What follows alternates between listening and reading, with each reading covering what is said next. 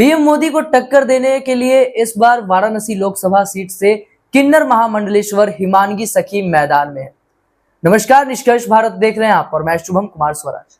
जैसा कि आप जानते हैं कि वाराणसी लोकसभा सीट से बीते 2 बार प्रधानमंत्री नरेंद्र मोदी जीतते आए और इस बार भी भाजपा ने वाराणसी लोकसभा सीट की टिकट प्रधानमंत्री नरेंद्र मोदी को ही दी है। यानी कि इस बार वो तीसरी बार वाराणसी सीट से चुनाव लड़ने जा रहे हैं। लेकिन इस बार उनके विरोध में अखिल भारतीय हिंदू महासभा ने पहली किन्नर महामंडलेश्वर को चुनावी मैदान में उतार दिया है।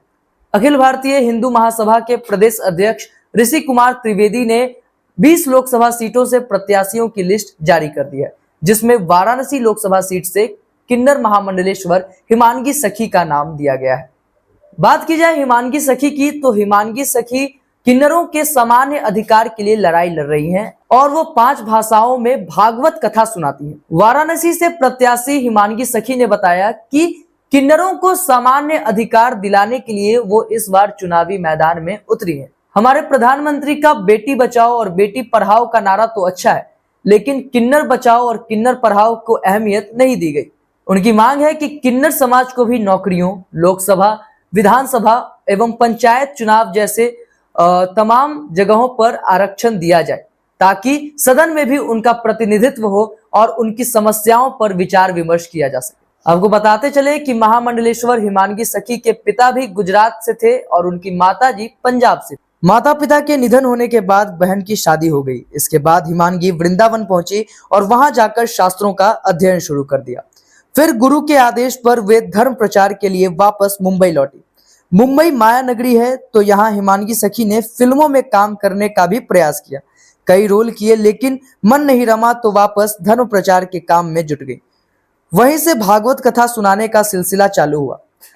अब तक वह Bangkok, Singapore, Mauritius, Mumbai, Patna आदि जगहों पर 50 से अधिक भागवत कथाएं कर चुकी हैं। देश विदेश में पूरे वर्ष उनका कार्यक्रम रहता है। हिमानगी सखी को महामंडलेश्वर की उपाधि पशुपतिनाथ पीठ अखाड़े से मिली है।